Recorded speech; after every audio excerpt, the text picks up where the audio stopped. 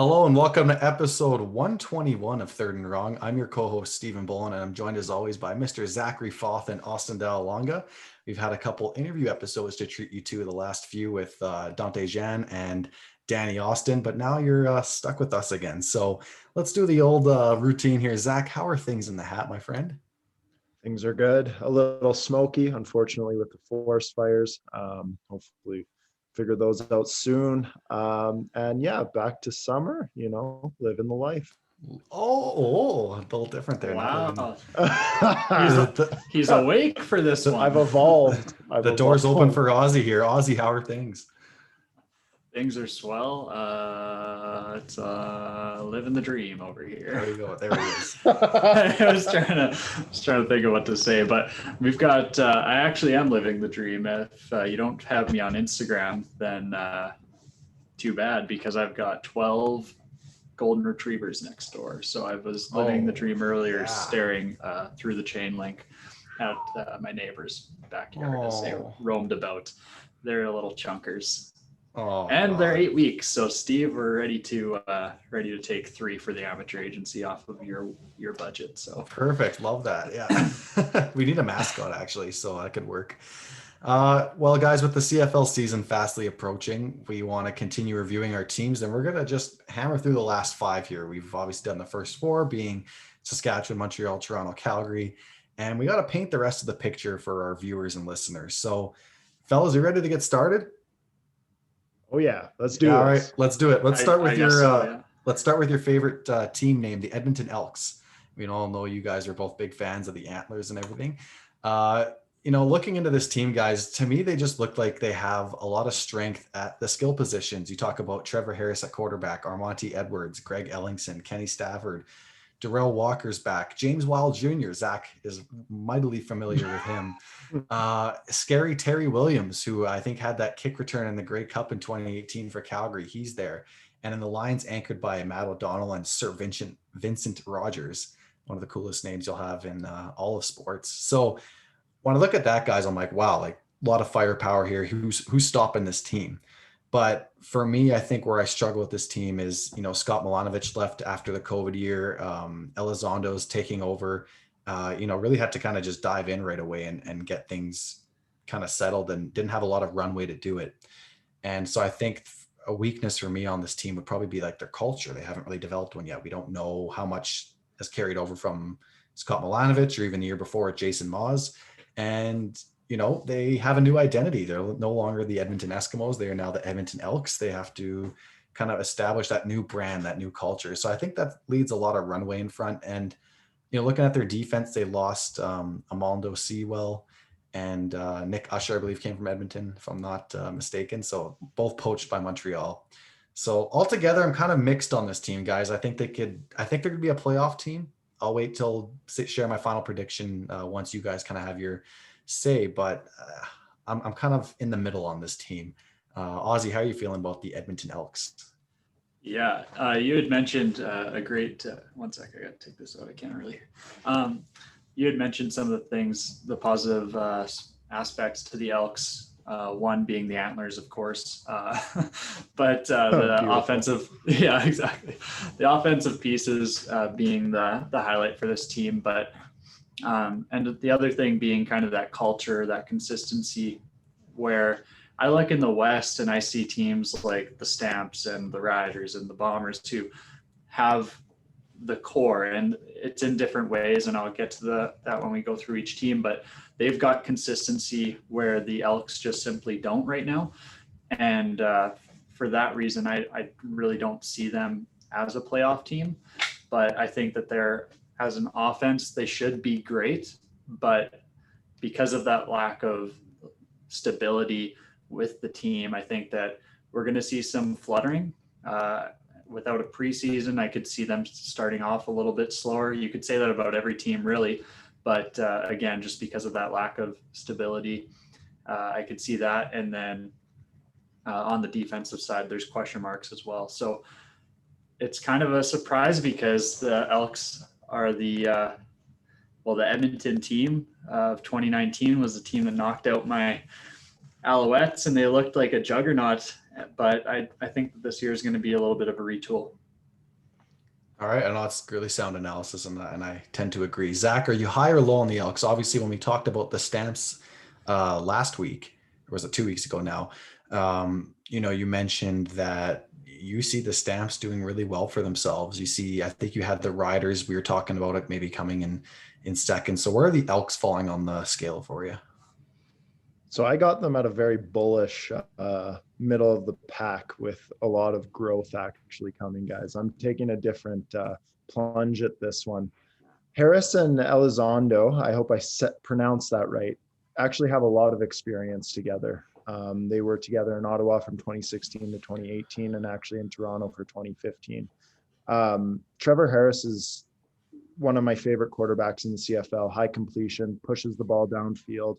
And with Greg Ellingson, who's still there, being a deep threat and a really good receiver, adding Darrell Walker and all the guys you had mentioned there, Steve, and James Wilder receiving from the back. I think this offense is going to actually click fast. It might take a few games, as I think it will for most teams, but it's going to be sexy, so to speak, down the line. Those horns are going to make a lot of Edmonton fans horny. So as we see it going forward, I think my prediction, I feel like I'm the last one to go here for this team, so I should give my prediction. Do it up, man. Yeah, let's hear it.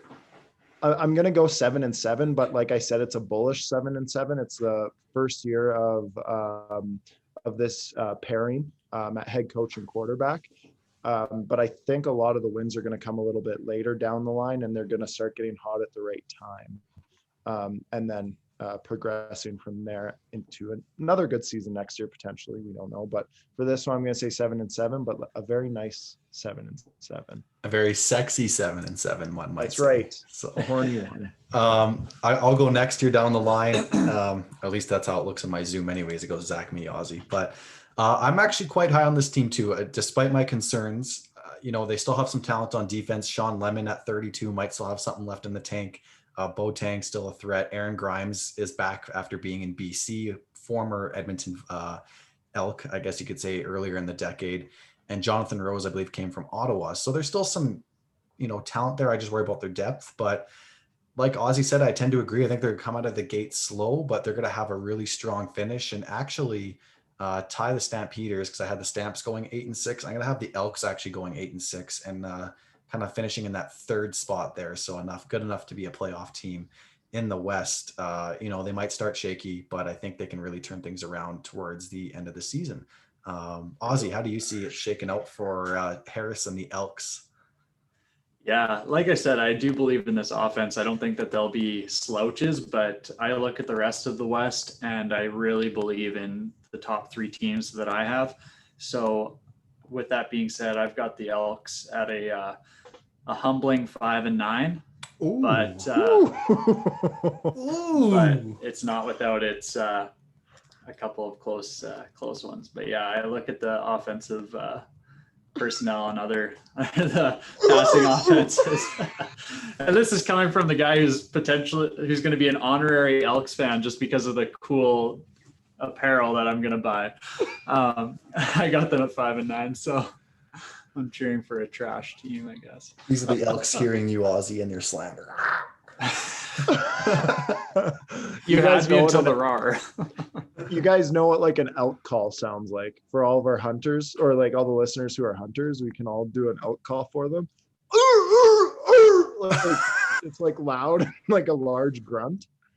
Google it. That sounded like a dog of some sort, and I'll figure it out by the end of the episode what kind of dog. Large grunts. So for now, we have the sexy Elks finishing anywhere from what did you have from Zach? Where would that be in the division for them? Third? You were 8-6. I was 7-7. He was 5. I have them at third in the division. All right, the sexy Elks, anywhere from third to fourth, or maybe even fifth, depending on how Ozzy sees the Bombers and Lions playing out. Speaking of the Bombers, guys, let's move on.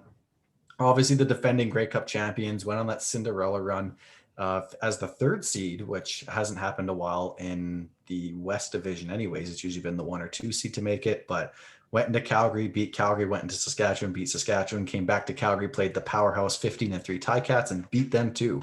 on the way to ending their 29-year Grey Cup drought. So, you know, guys, a big thing with the Bombers and, you know, to a larger extent, the Ticats, they're really returning a lot of the same squad. So you got Zach Collaros coming back, Darvin Adams, Nick Dembski, Kenny Lawler, former 7th-round pick for the Seahawks, led the Bombers in receiving last year, actually, if you can believe that. And he'll be back. Andrew Harris, 34 years old, Danny Austin, not too high on him, but we'll see. And then they have Stanley Bryant and Jamarcus Hardrick anchoring the line for them. So where my concerns kind of come with this is like Danny was saying, they're the one hit away from having Sean McGuire take meaningful snaps. And I'm not sure. I can't speak to Sean McGuire's talent. Again, sometimes these guys come out of nowhere. Cody Fajardo came out of nowhere, but I really worry. And you know, McLeod Bethel Thompson was out on the market for the longest time, and they didn't really get him as an insurance policy. So they must really believe in Sean McGuire. I don't. And I'm not banking on a Collaros injury, but I just think, you know, with the Grey Cup and the expectations, this team was actually quite inconsistent last year. We only remember them for like their big, you know, push towards the end of the year on the way to winning the Grey Cup. But this was a hot and cold team throughout the year. And I think that's going to continue this year, guys. So, you know, big strength for me is their continuity. Obviously on defense, you got Big Hill and Jefferson coming back, but, and they just traded for Alden Darby from the Toronto Argonauts. But I'm just, for some reason, I just don't feel it with this team. And I think a lot of teams people are going to be bullish on this team, but I just don't see it. I'll just give my prediction right away. Actually, I think they're going to go 6-8 and finish 4th in the West. So, Zach, you had a strong reaction to that. I want to go to you. What's your take on the Bombers in 2021? Man, I'm actually right with you on that. One thing we didn't say is Paul Police, it's quite the name, is going over to the Red Blacks now as the head coach, and Buck Pierce is taking over as offensive coordinator. And last year, yes, we're talking Zach Collaros has that continuity, but he wasn't even like the full head steam starter. I can't speak, guys. We had Strevler last year as well, splitting snaps with him. So it feels weird that they're giving Collaros the keys to the franchise after the year they had. And I felt I'm in the same boat with you, Steve. They should have definitely found an insurance policy behind him, and they didn't. Everyone's like looking at Andrew Harris as well after his big game in the Grey Cup. The dude's 34 and a running back coming into this next season. Yeah, maybe healthy from the year off, but still, man, the 34-year-old running back is going to slow down at some point. The only saving grace I see for this team is their defense. You're getting a lot of the same guys coming back: Adam Big Hill, Richie Hall, Jackson, Jeff Coate, and Willie Jefferson, all coming back. Great players, and a big reason why they won the Grey Cup last year. So that's what's going to keep them competitive, but I think it's going to be rocky with a new OC. I like Buck Pierce. I liked him as a player. He's a tough guy. But like, to bank on Zach Collaros being healthy is like, man, it's scary. And it sucks he's on his like 7th concussion, man, since he's been in the CFL. And it's like, holy crap, you're coming out again.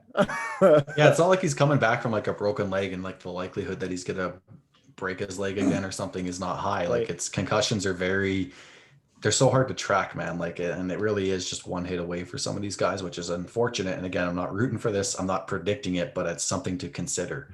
Yes. And when talking about the Winnipeg Blue Bombers and their success longevity wise. So in Sean McGuire, they may trust. Ozzy, you mentioned the Bombers as part of a big 3. Oh, go ahead, Zach.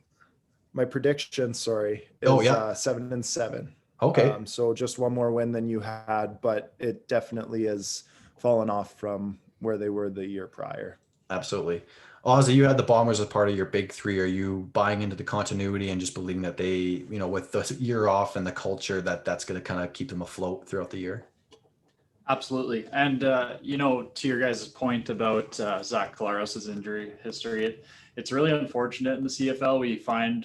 I feel like the last few years that I've been watching, like half of the league's quarterbacks have been injured at some point and missed time. So it is a reality.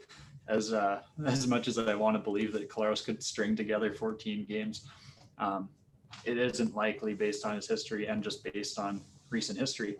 However, I as much as I say that, I'm kind of banking on Collaros having stringing together a full season this year. He did take some big shots on that playoff run into the Grey Cup, and I remember there was times where people were holding their breath. He would just take a big shot in the pocket, but that's the kind of gunslinger that he is. He'll stay in the pocket and take those shots. Hopefully with a year off, that helps him in some capacity, and at least just get the body right for 14 games here. But that's really the caveat to my record with them. I think that when you're returning that much of your Grey Cup winning roster, especially on the defense, it really kind of stifled the Ticats and shocked Dane Evans when they went 15-3. Like that's easy to forget after a year lost, but that was incredible what they did to that offense. And so I really believe in the Bombers, but I don't have them winning the West, but I have them going 9-5, which is good enough for second. Strong. I love this, man. I love how unpredictable it all is. No one can really sound like they're out to lunch, because I'm saying 6-8, and I'm sure there's people that agree with me, and I'm sure there's people that are saying like I'm a freaking idiot. So same with you guys too. You're not. They'll probably go 3-11. 3-11.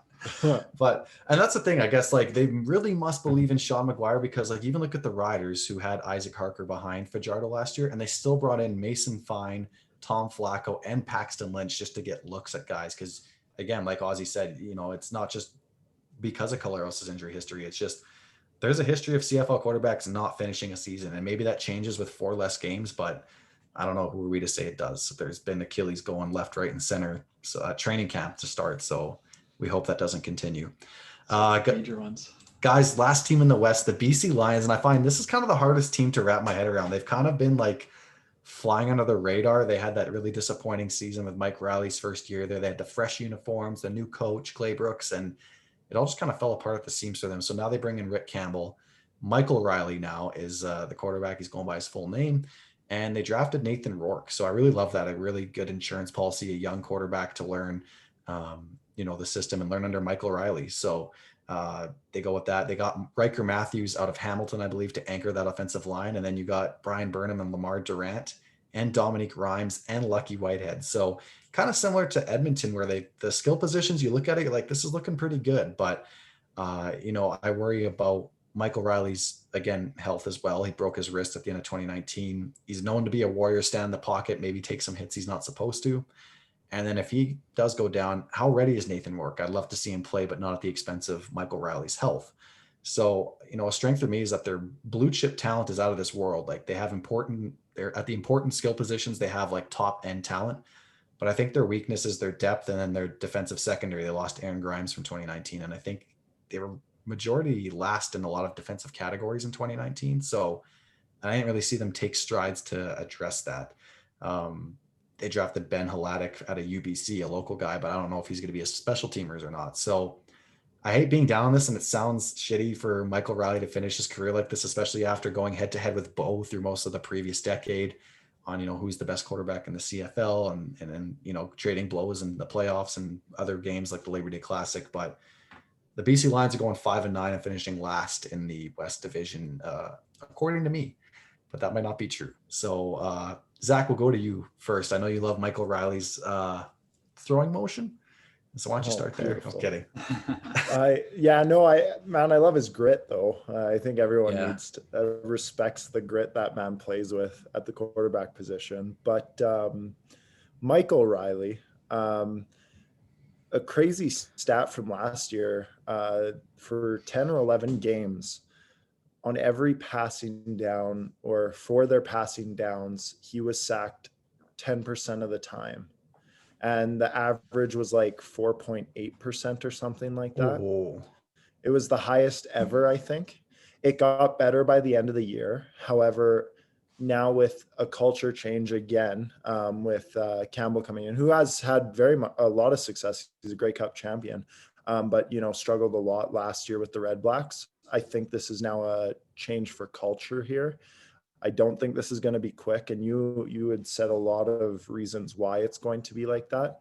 They need to keep Riley up and they need to keep him healthy if they want to have a turnaround. quarterbacks get longevity in their career, but this man has taken a lot of hits, dude.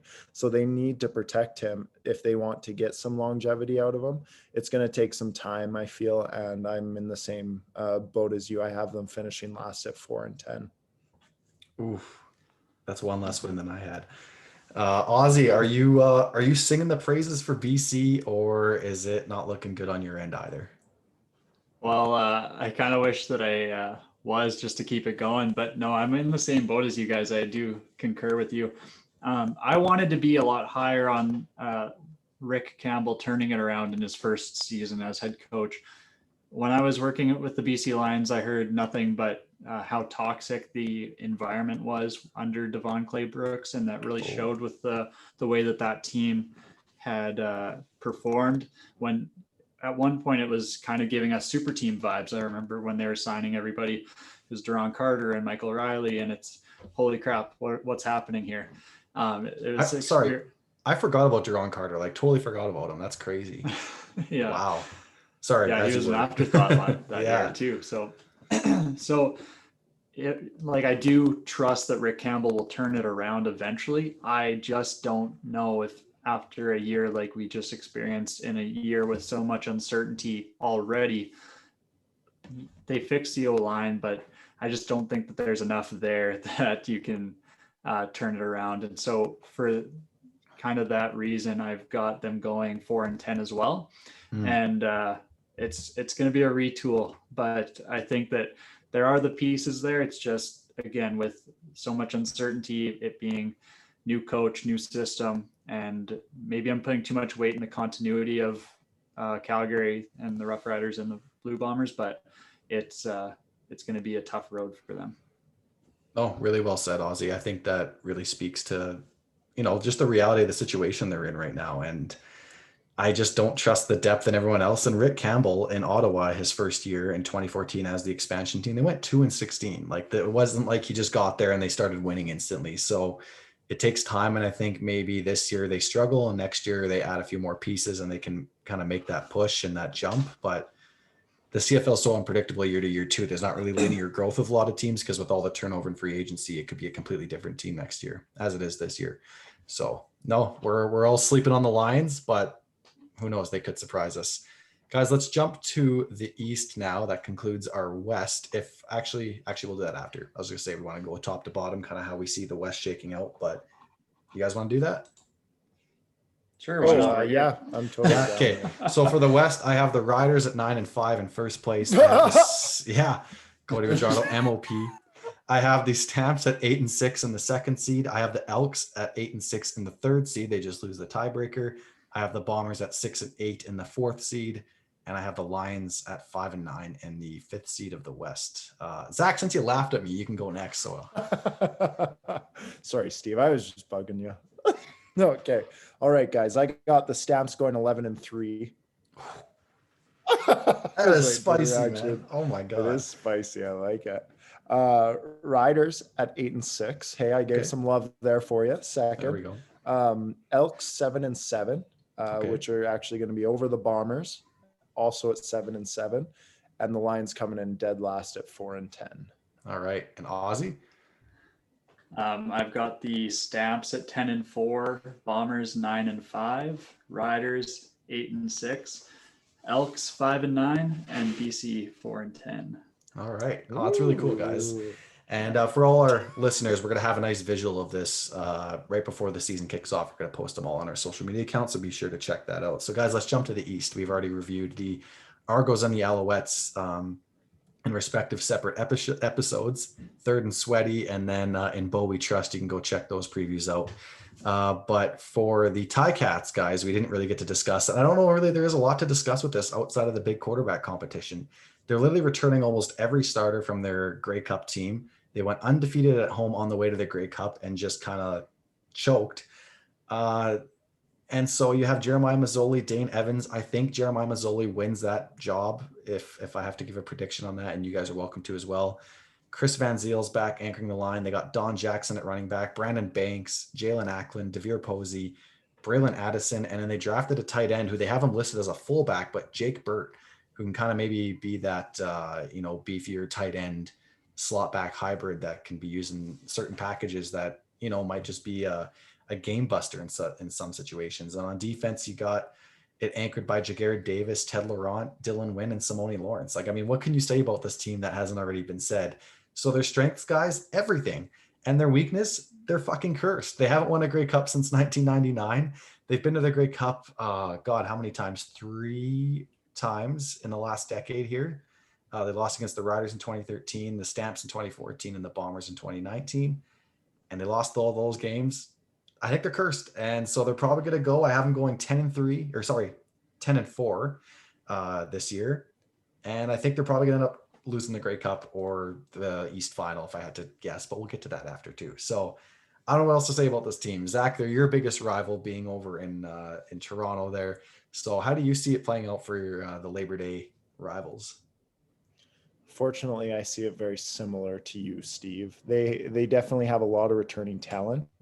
They're losing Larry Dean, who was a huge part of that defense in the middle at linebacker. But like you said, they have Simone Lawrence there, who, is 32 and a great leader on that defense anyways from the linebacker core. I know a lot of the CFL analysts and stuff are worried a little bit about how that linebacker core that was so good in coverage is going to react now with the loss of Larry Dean. But like, that's being nitpicky. That's how I look at that. It's like, let's really get down there. Okay. And I think there might be a little bit of inconsistency with Mazzoli and Dane Evans going at it and trying to figure out where they're going. I thought Mazzoli was kind of gifted that, like, they not gifted, but I think they're leaning more towards him being the presumptive starter. Yeah, I think that's the case too. But Marshall Ferguson, who's like really in tune with the Ticats thing, like he just had an episode on his podcast and they were talking about the competition. I'm like, I didn't know it was a fucking competition. So maybe there is, maybe there isn't. Yeah. Right. It should be a competition. And Mazzoli, I'm pretty sure, just signed a 1-year deal there. So, don't expect, in my opinion, the Ticats to be too sentimental towards him either if he comes in and is rusty. Like, you just had a guy lead you to the Grey Cup in Evans, who I think is younger too, and has that option there. So I don't think they're losing a lot of leadership. There's a few little nitpicky things here and there that I think will, everyone's going to shake off some rust, but I think they're going to win the division at 9-5. Nice. Ozzy, go ahead. Yeah, I really don't have much to add about the Ticats because, like you had said, Steve, they're just always great. It's just they can't get that monkey off their back with the Grey Cup. And is it going to be the year that the Grey Cup is in Hamilton? Well, we could have said that in 2013 against the Riders as well, and it wasn't to be. So maybe not, but maybe you could say there's hope. But I have them going 10-4 and winning the East as well. Yeah, and man, it's tough because like I love Mazzoli and the way he like moves around the pocket and just kind of, his athleticism. But Dane Evans impressed me, man. Like, maybe it's because he was wearing number 9, but he reminded me of like Drew Brees, like just the way his footwork was, the way he dropped back in the pocket. He was kind of more of that classic pocket passer. He'd drop back and throw some darts, and he's really struggled in the Grey Cup game, unfortunately. But like that offense was humming on the way to the Grey Cup. Who blames him though? The Winnipeg's defensive pass rush is absolutely destructive. In his first Grey Cup, he got attacked, but like, man, you knew as soon as you said pocket passer out in the back with good footwork, I'm like, you knew Zach's over here like, oh yeah, you keep saying those words to me. So we got the sexy Elks and sexy Dane Evans too. So yeah, I saw Mazzoli's flow though. Mazzoli's flow is. I want to see that. Just that flow is going to glisten on its way to a nice East final loss to the Alouettes. But playoff predictions. We'll get to those. We'll get to those. Rubbing our hands. There's nothing better than a good flow. Yes, sir. Okay, guys. Last we got the Red Blacks, and God, I think everyone knows who's listening or watching knows where we're going with this. Love Matt Nichols. Love Lap Police. Ranked him second in my quarterback head coach combos, an article a couple months ago. You can check that out on theamateuragency.com. Love that pairing. I think it brings stability to the most important position, which they didn't have with Dominic 4 interception a game Davis and Jonathan out of the league Jennings. So that instantly stabilizes the most important position there. But beyond that, guys, I have zero confidence in this team. There's a lot of upside pieces. Daniel Peterman was drafted by Winnipeg, Canadian. RJ Harris at receiver. Michael Klukas, former Stampeder, also Canadian. Devontae Dedman and Anthony Coombs, former Argo, and like slot back, running back, kind of hybrid guy, gadget player that you can kind of plug all over your offense. Just health has been the biggest concern with him throughout his career. Maybe he can reignite that in Ottawa. But yeah, guys, I'm not going to spend too much time on this. Beyond La Police and Nichols, and maybe the us versus the world mentality that could maybe fuel them and help get a couple upset in their games. I don't see things looking good for this team, guys. Their biggest weakness is talent and lack thereof. I have them going 2-12. Ozzy, we'll go right to you. I'm not sure if you consider them your biggest rival for Montreal, but there's certainly some good battles to be had. But how do you see this one shaking out? The Alouettes play them 4 times. Are those 4 easy wins for your Alouettes, Ozzy?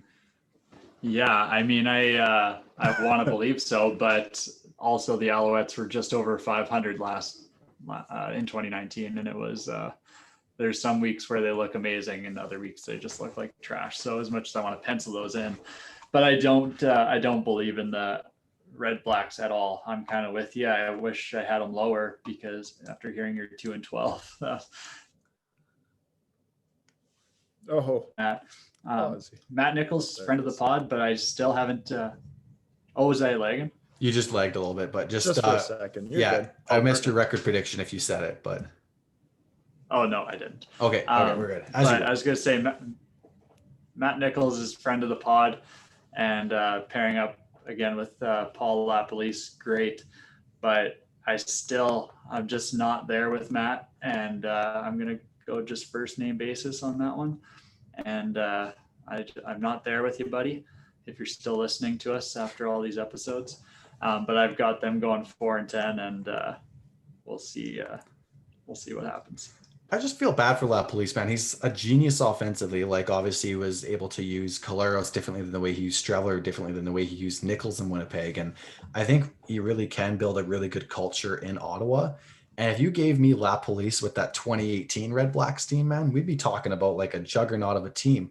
I still can't believe that exodus of talent when Sir Vincent Rogers, Trevor Harris, Greg Ellingson all left. And then you have this year Brad Sinopoli retiring. Like, those Grey Cup teams are gone. And it's just like, I can't believe how their general manager, Marcel Desjardins, let that happen. And some say he's very like salary cap driven, and like, you're just a number to him, not a player, not a human kind of thing. And I mean, we'll see what kind of dividends that plays, because he's been the one that's been leading the charge on the us versus the world campaign. But I love LaPolice and Nichols so much. It hurts me to give them a 2-win prediction, but I don't have any faith in the rest of this team, and I'm hoping I'm proven wrong.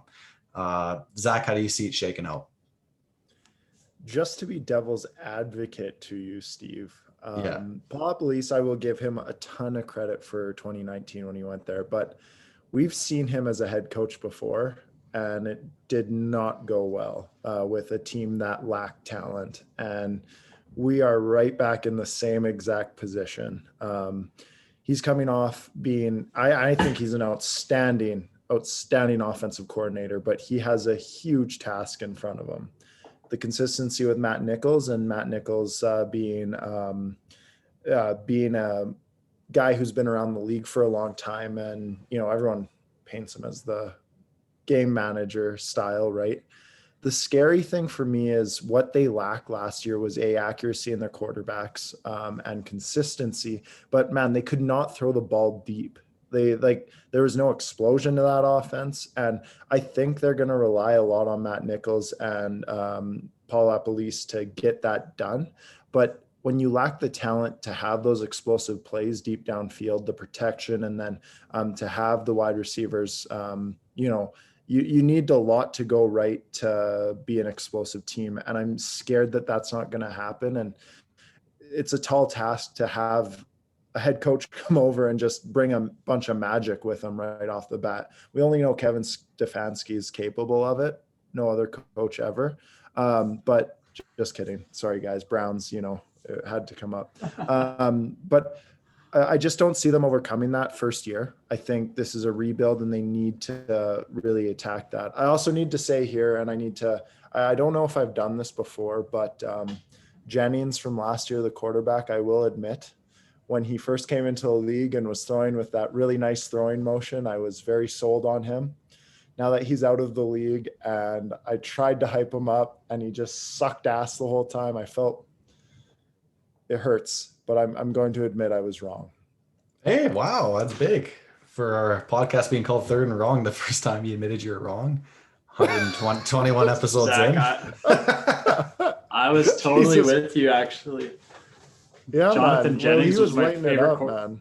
Oh yeah, he was my favorite quarterback in the league for a while. Frick, man, he was called, like, I wasn't joking when I said it. I forget what episode it was, but he was literally called like the CFL Russell Wilson. Like, the dude was lighting the league on fire, and then it just went away. He maybe it was like Mike, that movie where he loses the shoes, and maybe he lost his cleats. Maybe his cleats were electrocuted. The dude threw a beautiful ball, man. Like, and then he goes and has yeah. It's funny you say that, Zach, because I was listening to an interview with Bo Levi Mitchell, and I think it was Marshall. And Marshall asked him who, other than himself, who throws like the best football. And I think he said Michael O'Reilly and then Jonathan Jennings. And I was like, holy shit, I need to go back and watch Jonathan Jennings highlights. Yeah, but it's funny you say that, because like, he did throw a nice freaking football and it's recognized. Yeah, it was just, it was up here. And that's what sucks. It's like, maybe if he was in the perfect situation. And I think when he was in BC, he had Benavides there as his head coach. I think that's when it was. More of a defensive minded coach, I'm pretty certain. And you're right. You know, if you brought him into a situation with one of like the all-time great minds and was allowed to kind of help him. I'm just saying in the what ifs, and everyone we never know. I don't want to die on that hill, but this whole episode's what ifs though, so we can go down that rabbit hole. So I'll give guys, you my prediction though. Yeah. Oh yeah. You give 2 and 12? Okay. 2 and 12. Yeah, it's not good, man. Okay. Let's do our East top to bottom, guys, and we'll go through our playoff predictions. So I have the Ticats in first, 10-4, getting that bye. The Alouettes in second at 8-6. I have the Argos in third at 7-7, and I have the Red Blacks in fourth at 2-12. Zach, we'll go to you. All right, pretty close here. I got the 9-5 Ticats. I have the 8-6 Alouettes. Ooh. I have the 7-7 Argonauts, and then the 2-12 Red Blacks. I like it. And Ozzy? I love that we're all on the same page with the Owls. That gives me confidence when I bet the over on that 7-win line. Anyways, the Ticats at 10-4, taking the division. The Owls at 8-6. Argos 5-9, and Red Blacks 4-10. Oh, Ozzy! I did not see that Argos prediction coming. Oh yeah, I wasn't on the episode that you guys did that. Yeah, that's right. I know, but that just totally floored me, man.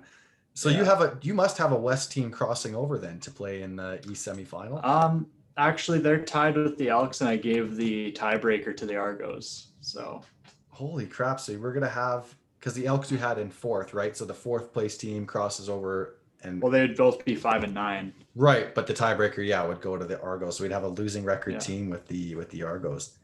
Incredible!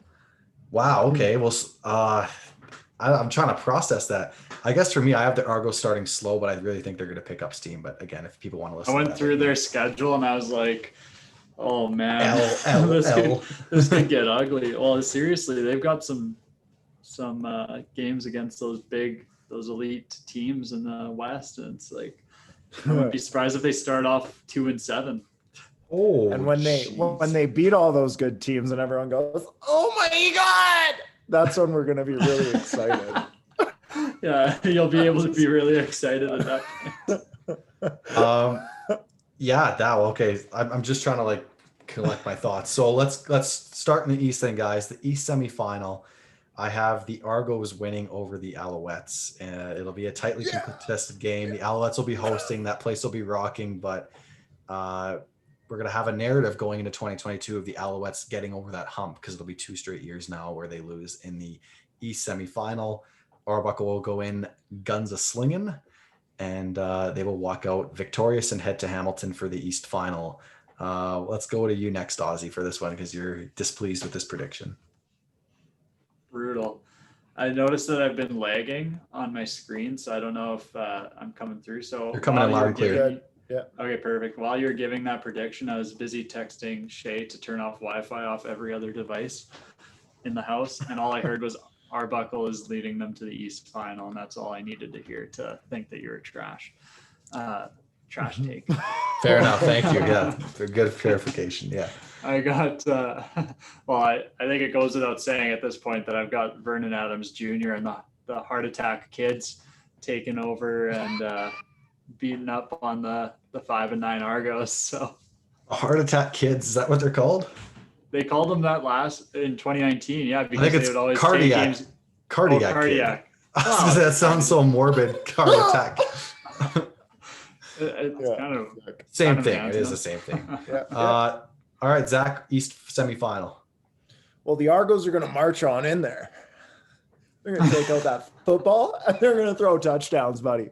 And they're going to beat the Alouettes and go to the East Finals, baby. No way. Oh, wow. Okay, Yeah. so we got 2 Argos in the East final and 1 Alouette in the East final. Obviously, Zach, your prediction carries so much weight because that would have been the swing for me. I needed that for my own self-esteem with the Alouettes fandom here. I needed that. there's a Red Blacks fan out there who's like, don't forget about us. We'll be in. Yeah.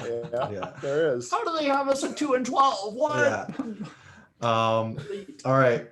Let's go East final then. We'll just see who the East representative is and we'll go West. So I have the Ticats claiming victory over the Toronto Argonauts. Sorry, Zach. Whether it's sexy Dane Evans or Jeremiah Mazzoli in that flow, I think they're going to be victorious. They have the returning squad. They are hungry. They have that bag of lays on their shoulder that Zach talks about. They're pissed. They didn't get it done last year, and they're going to stamp their ticket to a home hosted Grey Cup in 2021, December 12th. I believe it's December 12th. Be a hard fought game, and there's a bright future for Toronto, but it's just not their year this year. So Zach, how do you see it shaking out, Toronto versus Hamilton? So as the Toronto Argonauts walked into Montreal, zoom, zoom, zoom, they're going to march on in to the Hamilton this go around. Arbuckle's going to be just swinging, man, throwing down when he needs to, throwing deep, getting the touchdown here or there, and going to win them this game and show why he is one of the best quarterbacks in the league to go to the Grey Cup after they beat the Ticats and shock the world. Holy moly. Wow. This is, we're all going to have different predictions, which is great. So I love it. Okay, Aussie. So let me guess. You have Montreal beating the Hamilton Tiger Cats? Well, Steve, let me just say it this way. I've been pounding the table for the next Grey Cup matchup being the Alouettes versus the Saskatchewan Roughriders, and I am not going to waver on this right now. And All right. I guess I just ruined That's okay. allure of the mystery for the West for me. That's okay. But, so the Owls are going to march into Hamilton the same way that the soldiers marched the beaches of Normandy. Oh, wow. And Okay. they're going to take down the Ticats with the same amount of force. Okay, well, yeah. Hopefully with less casualties. So let's move west. We got the West semifinal, guys. I have the Edmonton Elks keeping the Battle of Alberta alive and well, marching into Calgary, but losing. I have the Calgary Stampeders, Bo Levi, Kamar Jordan, Gideon Carey, the whole squad there, Dave Dickinson, just getting things done. I don't think it's going to be much of a game. For some reason, when Edmonton goes to Calgary, like they just collectively shit their pants. And I don't think that's going to be any different in this West semifinal. So the Stampeders will punch their ticket to the West final to play the first place Saskatchewan Roughriders. Zach, how do you have the West semifinal playing out? Obviously, seeding is different now. West was all over the place as opposed to our East seeding. So yeah. So I had the Riders coming in second, so it's going to be home at Mosaic. Steve's going to be there. Things are going to be going, and the sexy Elks, the horny Elks, sorry, are going to come in there. And I think it's going to be a good game, actually. I just think I'm going to tip the hat to the better defense in Saskatchewan here. And Fajardo Fever will have that place bumping. And they will win and move on to the West Finals. Get your Fajardo fever test. You got to get the little freaking swab, and then it comes test positive for Fajardo fever. So Worst thing about that swab is they actually do it on the anus.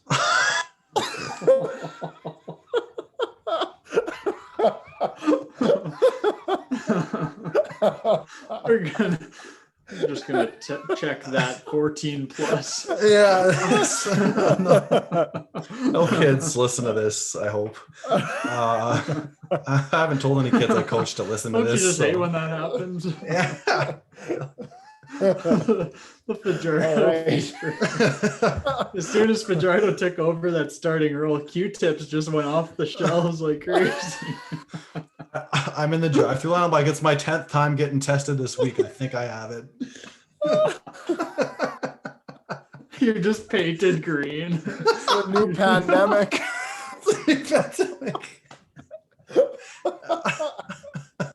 Oh God. Man. All right, Ozzy. Ozzy, yeah, please take us to your West semifinal predictions. All right. All right. Well, I've got a rematch of the West Final from 2019, and the Riders, they certainly could have won that game. They had 2 goal line chances within the final like 3 minutes. Take your time, Steve. It's all good.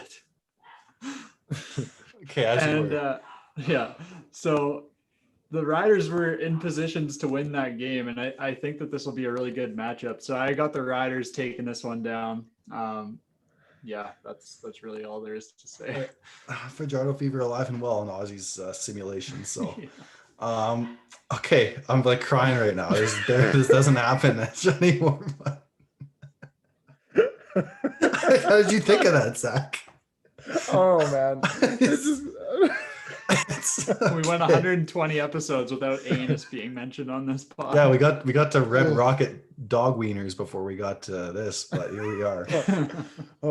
Okay, West Final. Riders are hosting it. They're the first seed. Stamps are coming to town, and Cody Fajardo will punch his ticket to his first Grey Cup as a starting quarterback. It'll be a tightly contested game. KJ, if you're listening to this, I'm sorry. But this is just the way it is. And it's going to be a good, healthy, wholesome, tough matchup. And Steve, go ahead. I was just going to say, for all of our listeners, that was Steve's serious voice. So that's a glimpse into your life. You went from, you put on a nice customer service voice there. Yeah, exactly. Had to put on my podcast voice. The Riders are going to march to the Grey Cup the way I march into a Wendy's for the Baconator. So it's not as morbid as Normandy Beach, but let's go to Ozzy for his West Final predictions, and we'll circle back to Zach. Yeah. So, I mean, we all know who I'm picking. Now, how are the Riders going to march in? Well, as Riders would, with their hooves. And they're not horses. Well, I mean, they rode horses. So. You know the origin. The Rough Riders derive from the people who broke in the horses in Canada. Because they rode them rough. Rough Riders. Yeah. Zach's very familiar with that. Very good history lesson, boys. Yeah. So they ride in rough, and they're going to take it. Actually, this is very ironic. The Rough Riders are going to break in the Stampeders in the West Final. Oh, there we go. And march their way into the on the backs of the Stampeder horses too, just to add insult to injury, into the Grey Cup final. I feel like this is kind of making its way to like a Facebook meme you'd see on Facebook that like your 50 plus relative would share and be like, oh, the Riders are going to break in the Stamps this week. And it's like, that's right. Zach, West Final. Yeah, no, I think this is going to be a case if we're going, that direction where the horse is going to buck off the Rough Rider and then trample him till his death. And that's what's going to happen here is the Stamps are going to stampede. stampede all over the Rough Riders and win the game, and Bo's going to show and assert himself back as the top quarterback in the CFL with this game and ship him off to another Grey Cup, which will be like his 5th or 6th. Holy man. Wow. Yeah. So Grey Cup matchups, fellas. I have the Riders and Ticats. Zach has the Argos and Stampeders, and Ozzy has the Alouettes and Rough Riders. So you can't ever say we all have the same takes because this is wildly, wildly different. So Grey Cup, guys, 108th Grey Cup in Hamilton. Hamilton's first time hosting in God knows how long, but they've been waiting a long time. And unfortunately for my Riders, they will be taking home their first Grey Cup since 1999.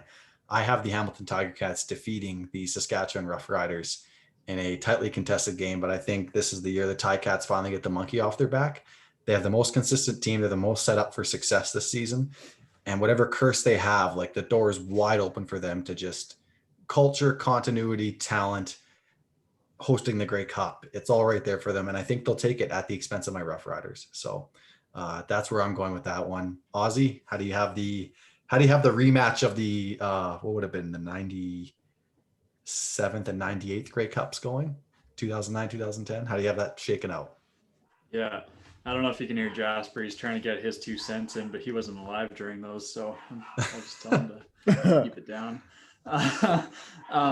So I actually, I really like this matchup. I do hope that this is genuinely the final matchup, because I think that these 2 teams are both really well-rounded. There's not really glaring weaknesses on offense or on defense. And I think that it'd be a really good showcase of talent. But ultimately, I think that this would be a matchup that the Riders would win. And the Riders get their revenge on those Grey Cups that you had mentioned, Steve. They finally get the monkey off their back against the Alouettes, much to Vernon Adams' dismay and my dismay. I would not be. Let me tell you, you talk about a shortage of Q-tips before the Grey Cup. Fajardo fever would be a pandemic. Full-fledged pandemic. Full-fledged pandemic. It would be worldwide. Oh, man. COVID's the least of our worries. Zach, how's it shaking out? All you guys are going against your favorite teams here. I'm going to be the selfish bastard who goes for my team, boys. Argos are going to come in there against the Stamps for a 3rd time in 10 years. And once again, assert their dominance over the Stampeders, the dynasty itself, and show Toronto's been the real dynasty this whole time for a 3rd Grey Cup in 10 years. Yeah. Arbuckle will then establish himself as one of the best quarterbacks in the CFL, and things will be sexy in Toronto.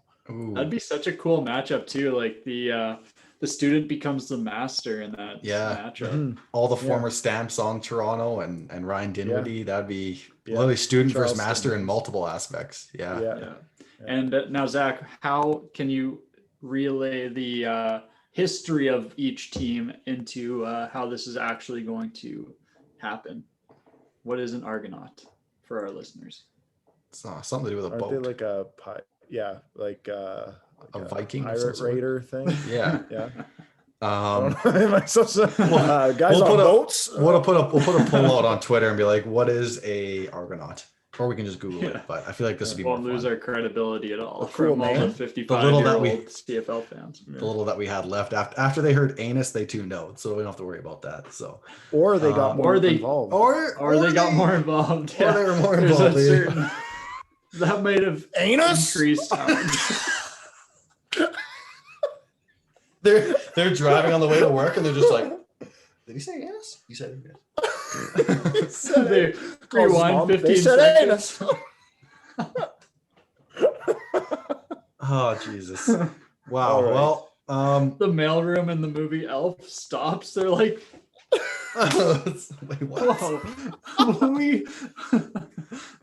we got the golden ticket. All right. Well, needless to say, guys, it's going to be one hell of a CFL season, and I couldn't be more excited for just to watch it all unfold. Honestly, like with mini camps being done in the NFL, I haven't really thought of NFL in a while, even though like fantasy drafts are starting for a lot of people. And I know a couple of ours will be happening in August. So really excited for that. And then some unfortunate news today for Cam Akers and fantasy owners everywhere. Cam Akers suffered a torn Achilles with the Los Angeles Rams. So yeah, I don't know what that looks like for their backfield. Henderson's still there, and they have a rookie from the 7th round there. But as far as, still some running backs on the market. I think Frank Gore, Todd Gurley's there. I don't know if they'd bring him back. They need someone explosive for that offense, but needless to say, really unfortunate news. And Achilles too, after all the rash of Achilles injuries taking over the CFL, it's now made its way to the NFL. So that sucks. But other than that, guys, any other NFL news that's come across your radar, or are we just we're gearing up for the Canadian Ball come August 5th? No, we are full steam ahead for the CFL. Let's go. All right. And on a last programming note, we will be taking a month-ish hiatus. We're going to be taking the month of August off, and from the podcast anyways, we still encourage you guys. We're going to be posting our predictions, season-wide predictions before the season as a whole. And then we're also going to do our weekly pickup, just like we did for the NFL. We're going to do that for the CFL too, just to make sure we still putting our takes out there. But on a personal note, we all got quite a bit going on in our lives right now, and burnout's a real thing, and we've all kind of suffered that to some degree. As we're recording right now, this is our 121st episode, and we started this March 7th, 2019. That's 124 weeks ago, so we've rarely missed a week. We've missed 3, in fact.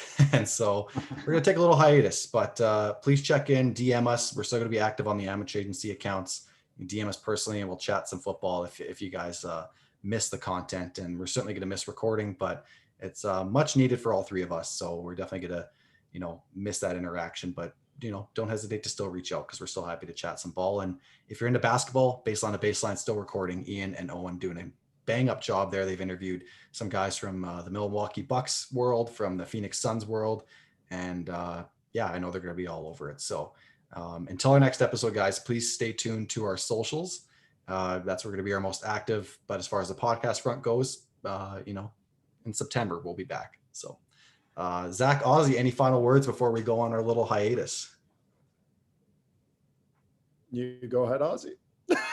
I was going to say thank you. And let's get out to some CFL games, support your local team, and let's go Owlets. Hey.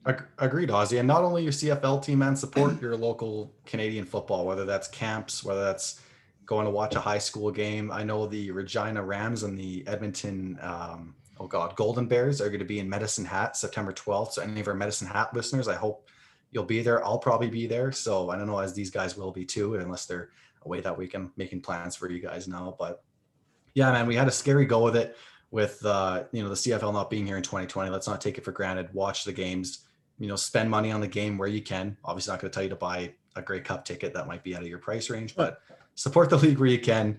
And if you catch Fajardo fever, you know where to go. So Zach, any last words before we take a break? Yeah, man. I just want to say also thank you all to all of our listeners, man. You're a big reason why we do this, and we appreciate all the support too. So thank you guys. And like they said, support your Canadian football. It's such an important thing to a lot of kids, a lot of people here in this country. And, I think we're going to all be out in full force supporting it this go around, because we really appreciate, this game that we missed so deeply in 2020. So let's get out in full force, like the beaches. No, we'll keep that for earlier. Let's get out there like Stampede. People supported the Stampede. That's right. So, and stamping the Rough Riders. So it's good. I love it. All right. Until next time, guys, for Zach, Ozzy, and myself, you've been listening to Third and Wrong. And if you miss us, we got 121 episodes for you to go back and hear our voices. But again, don't be strangers. Reach out, and we'll be back in September. Godspeed.